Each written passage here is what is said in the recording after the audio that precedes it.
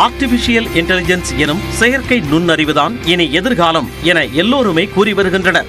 இத்துறையில் அமெரிக்கா நீண்ட காலமாக முன்னணியில் இருந்து வருகிறது. அங்கிருந்தே ChatGPT மற்றும் கூகுளின் ஜெமினி போன்ற AI மாடல்கள் தோன்றி புரட்சியை ஏற்படுத்தியுள்ளன. நமக்கு ஒரு கட்டுரை வேண்டுமா, கதை வேண்டுமா, சொன்னதுமே நமக்கு வரிசைப்படுத்தி திரையில் காண்பிக்கும் AI.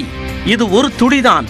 இந்த பின்னணியில் நாம் எல்லாவற்றிலும் போட்டியாக கருதும் சீனா டீப்சீக் எனும் செயற்கை நுண்ணறிவு செயலியை அமெரிக்காவையே தூக்கி சாப்பிடும் வகையில் உருவாக்கியுள்ளது.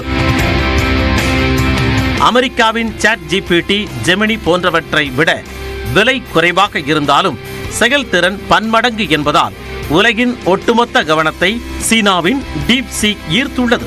ஆனால் இந்தியா இத்துறையில் இன்னும் அரைச்சுவடி நிலையில் இருந்து வருகிறது. இதனை கருத்தில் கொண்டே செயற்கை நுண்ணறிவு துறைக்கு மத்திய அரசு கடந்த சில ஆண்டுகளாக நிதி ஒதுக்கி பல்வேறு நடவடிக்கைகளை எடுத்து வந்தாலும் அதன் அவசியத்தை கருதி மத்திய பட்ஜெட்டில் தற்போது கடந்த ஆண்டை காட்டிலும் கூடுதல் நிதியை ஒதுக்கியுள்ளது.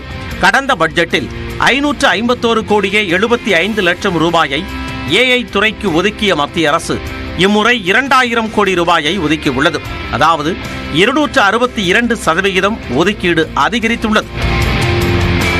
இந்த நிதி ஒதுக்கீட்டின் ஒரு பகுதியாக செயற்கை நுண்ணறிவு கற்றல் உயர்திறன் மையத்தை அமைக்க 500 கோடி ரூபாயை ஒதுக்கி நிர்மலா சீதாராமன் அறிவிப்பு வெளியிட்டுள்ளார்.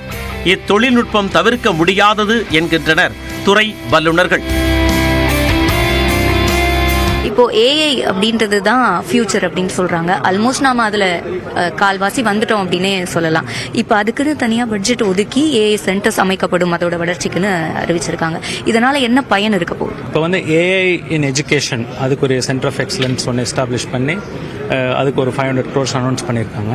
ஸோ இந்த இது எஜுகேஷனல் இன்ஸ்டிடியூஷன்ஸ் AI தொழில்நுட்பத்தை பயன்படுத்தி எப்படி ட்ரைனிங் அண்ட் எஜுகேஷன் இம்ப்ரூவ் பண்ணலாம் அப்படிங்கிறதுக்கு டெஃபினட்டாக இது பயனுள்ளதாக இருக்குங்க.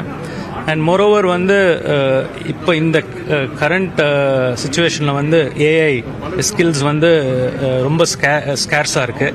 ஸோ அதனால் எஜுகேஷனல் இன்ஸ்டிடியூஷன்லாம் டெஃபினட்டாக they should upskill themselves.